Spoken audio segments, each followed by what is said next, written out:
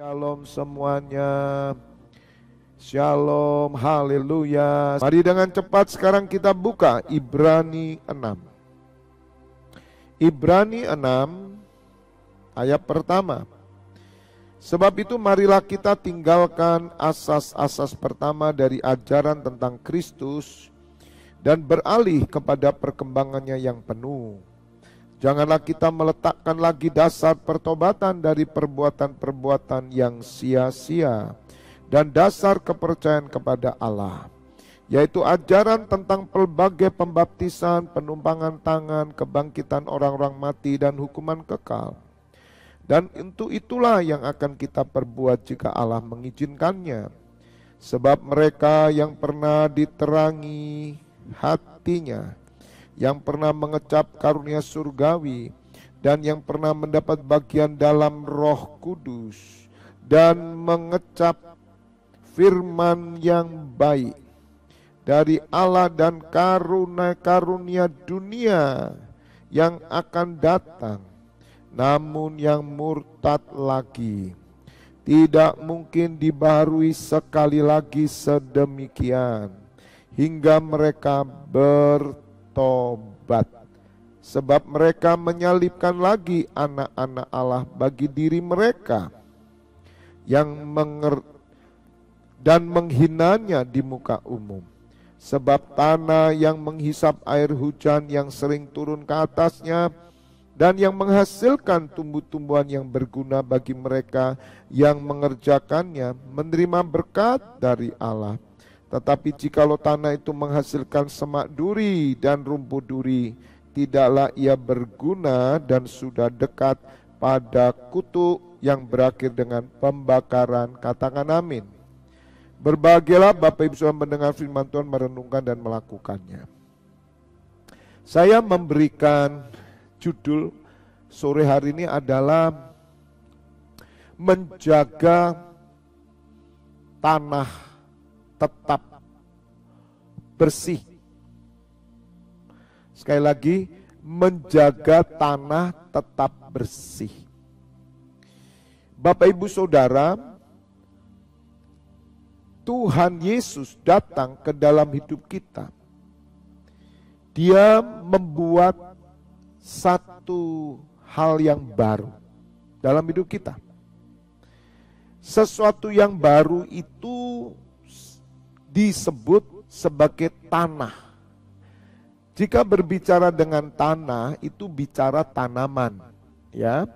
Semua yang berhubungan dengan tanah itu ada hujan, ada matahari, ada angin, ada pupuk, ada ulat, ada kompos, ada semua berhubungan dengan tanah, itu berkat datang dari atas. Dan akan menumbuhkan pohon-pohon yang baik dan buah-buah yang lezat. Nah Bapak Ibu Saudara, sebelum Tuhan Yesus datang dalam hidup kita, tanah hidup kita itu kotor, saudara. Bahkan tanah hidup kita itu tidak pernah menghasilkan buah kerajaan. Tidak ada menghasilkan tanaman-tanaman bagi Allah. Tidak ada sesuatu yang baik dari surga. Sehingga hidup kita sangat-sangat terpuruk. Hidup kita mengalami depresi, stres, gangguan mental, kejiwaan, bahkan hidup kita sumpek setiap hari. Nah Bapak Ibu Saudara harus sadar, kasih karunia Allah turun atas hidup kita. Apa yang sudah kita kerjakan di tanah kita ini sudah tidak ketulungan. Jadi tanah kita ini sudah, rasanya sudah tanah yang udah keras, ya, tanah berbatu, tanah yang kering, tidak bisa ditanami apa-apa lagi, kering kerontang. Itu tanah hidup kita. Itu bicara hati kita. Karena hati itu sumber kehidupan, Bapak Ibu Saudara. Jadi ketika Tuhan sudah datang, Dia membuat sesuatu yang baru. Dia membuat kuasa pembalikan.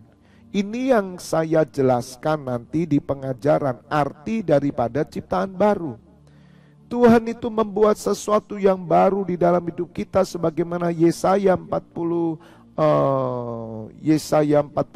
dikatakan bahwa tidak tahukah kamu bahwa aku telah membuat sesuatu yang baru dan engkau belum mengetahuinya, dan itu sudah tumbuh. Sesuatu yang baru itu bicara kesempatan yang baru, itu bicara tentang peluang yang baru, berbicara tentang hidup yang baru, tanah yang baru. Jadi Tuhan membersihkan tanah kita, dijadikan baru loh saudara.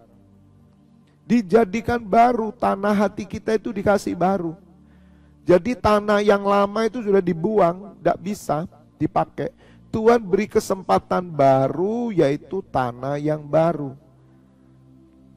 Atau Tuhan bisa juga membersihkan yang lama, tapi kalau saya katakan dia beri yang baru, roh yang baru. Dia lahir baru, born again. Jadi Bapak Ibu Saudara, ketika kita menerima Tuhan Yesus, kita menerima tanah yang baru. Tanah yang baru ini loh saudara, ya, itu ada dalam hati kita. Itu hidup kita. Nah, tanah yang baru ini, tanah yang dipenuhi dengan berkat surgawi. Bapak Ibu Saudara diperintahkan Tuhan untuk menjaga tanah ini menumbuhkan tanaman-tanaman Allah dan berbuah-buah. Hujan awal, hujan akhir turun. Sebagaimana yang dikatakan, tanah yang menghisap air hujan yang sering turun ke atasnya dan yang menghasilkan tumbuh-tumbuhan yang berguna bagi mereka yang mengerjakannya, menerima berkat dari Allah. Saudara dan saya adalah hamba-hamba Allah yang mengerjakan tanah yang baru ini. Luar biasa. Dulu tanah hati kita, hidup kita itu kering, kerontang. Ketika Tuhan Yesus datang, dia beri tanah yang baru. Luar biasa.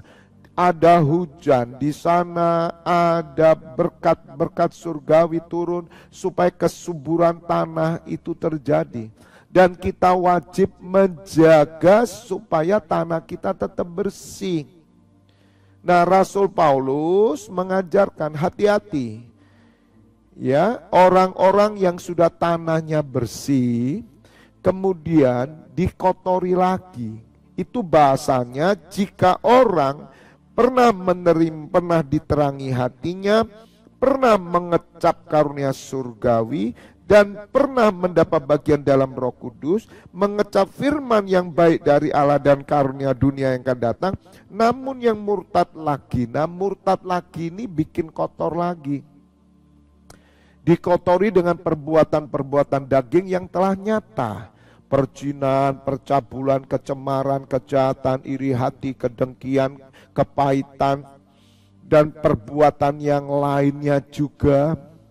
Atau ketamakan duniawi, keserakahan, terlibat dengan hal duniawi, judi, kemabuk, dan semuanya Bapak Ibu Saudara, pesta pora. Tidak mau terlibat lagi dalam pelayanan. Kenapa? Padahal dulunya melayani, padahal dulunya rajin ke gereja. Kenapa? Karena mulai terkontaminasi. Nah saudara, itu murtad. Ketika orang ini murtad, sudah tidak ada lagi salib. Tidak ada. Tuhan sudah tidak membuat sesuatu yang baru lagi. Tidak bisa. Yang ada saudara harus bertobat. Nah, pertobatan ini penting saudara. Kalau saudara tidak bertobat, maka hidupmu lebih buruk daripada ketika saudara belum menerima Tuhan Yesus. Dan banyak saudara, orang menyimpan sesuatu yang tidak bersih. Dia tidak menjaga hatinya tetap bersih. Kelihatannya mungkin dia pelayanan. Tetapi saudara, tanah yang menghasilkan buah, yang menghisap air hujan, berkat surgawi, itu sudah mulai kering. Kenapa? Karena mulai dikotori. Dengan apa? Iri hati, dendam, kepahitan, dalam pelayanan gesekan, kemudian kemarahan, ya, kemudian persaingan, kecemburuan, dan semuanya. Lihat saudara, hati-hati. Makanya saudara dengar, ya, kalau kita nggak menjaga hati kita dengan penuh kewaspadaan, maka kita akan jatuh dalam kebinasaan. Apa yang terjadi saudara? Kutuk turun atas orang itu. Lihat, tanah itu menghasilkan semak duri dan rumput duri. Saudara hati-hati. Saudara yang ada dalam pelayanan hati-hati. Jaga hatimu ya. Dulu kamu melayani dengan baik. Dulu kamu melayani dengan tulus. Tetapi karena kamu sekarang mendapatkan otoritas, kedudukan, kamu dipercaya banyak, mulai kotor hatimu. Mulai kotor, engkau kotori dengan semua hal, sehingga menjadikan tanah hatimu itu penuh dengan semak belukar. Arti semak belukar itu sesuatu yang sifatnya jasmania atau kedagingan.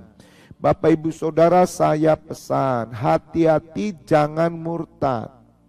Ya, sebab tanahmu akan tidak menghasilkan. Dan bahkan dikatakan, tidaklah ia berguna dan sudah dekat pada kutuk yang berakhir dengan pembakaran. Bapak ibu saudara, yang tahu hati kita adalah Tuhan. Dan juga yang tahu hati kita, artinya hidup kita, itu orang-orang yang terdekat. Yang tahu jemaat, yang tahu orang-orang dalam pelayanan. Kalau saudara kedapatan bahwa engkau kok mulai kotor, engkau mulai tidak bersih, saudara cepat bertobat. Cepat bertobat. Jangan keraskan hatimu. Karena apa? Karena hidupmu akan kering. Karena hatimu seperti semak belukar. Dan kutuk turun atasmu. Ayo dijaga. Dijaga tetap bersih Bapak Ibu Saudara. Tiap hari kita harus jaga hati kita bersih. Minta ampun sama Tuhan. Supaya jangan terjadi sebagaimana tanah yang bersih, yang penuh dengan tanaman-tanaman Allah, tiba-tiba dipenuhi dengan semak belukar. Dari mana semak belukar saudara? Dari mana benalu-benalu? Dari mana ilalang saudara? Dari si jahat. Bagaimana si jahat bisa masuk hati saudara? Karena engkau membuka pintu bagi kemarahan, kepahitan, kesombongan, ketamakan, dan kemudian fokus saudaranya kepada materi, kepada jabatan, kepada gengsi, kepada otoritas, kepercayaan. Dulu saudara melayani tulus, tapi hari ini engkau merasa bahwa engkau yang paling dibutuhkan, dan engkau menjadi gila hormat. Orang tidak melihat lagi kesabaranmu, ketulusanmu. Dia sudah tidak lihat kemurnianmu, yang dia lihat engkau angkuh, engkau mudah marah, engkau sangat mudah tersinggung, dan engkau sangat-sangat mudah kecewa, sebab engkau mencari pujian, engkau mulai gila hormat, engkau mau mencari ketenaran, kemewahan, engkau mulai mencari kelompok-kelompok orang yang mendukung engkau. Hati-hati dalam pelayanan saudaraku, dan juga dalam kehidupan sehari-hari saudara. Sama, simpan kepahitan semuanya, itu setan. Maka itu Bapak Ibu Saudara, jaga hati kita. Jangan sampai yang terjadi justru hidup kita semakin suram, hidup kita semakin gelap. Kenapa hidup kita kok kacau begini? Jangan-jangan ada sesuatu yang kotor yang kau izinkan masuk. Dan saudara harus bertobat. Jika bertobat, maka itu dipulihkan. Sebab saudara, orang-orang yang murtad itu orang yang menghina Tuhan Yesus di muka umum dan menyalibkan kedua kali. Bapak Ibu Saudara, yang lebih berbahaya adalah virus-virus yang tidak kelihatan. Saudara, orang yang berzina kelihatan dia berzina. Tetapi orang yang tidak kelihatan dalam hatinya itu bahaya. Sangat bahaya karena tersembunyi. Mungkin dia tidak berzina, tapi dia orang yang membenci. Enggak kelihatan. Orang yang munafik tidak kelihatan. Tidak kelihatan. Kalau orang mencuri kelihatan, ketangkap langsung. Tapi yang tidak kelihatan itu bahaya. Ya, sebab Tuhan yang mengetahuinya. Dan saudara, kita harus mengerti benar, menyadari bahwa Tuhan Yesus datang dalam hidup kita. Dia beri hati yang baru. Tanggung jawab saudara, jaga hatimu yang baru. Jangan sampai dikotori apapun supaya kutuk tidak turun. Jadi jangan salahkan saudara ya, kalau hari ini hidupmu kok ruwet, kenapa? Kenapa hidupmu kok gersang? Kenapa engkau kok terus menerus hidupmu tidak karu-karuan? Ada apa ini denganmu? Pasti ada sesuatu yang tidak beres. Dan saudara harus mengambil doa pertobatan. Kita harus datang ke Tuhan dengan rendah hati. Kita minta, Bapa ampuni aku. Sebab aku telah membiarkan hati yang baru ini dikotori oleh hal-hal yang sifatnya jasmania.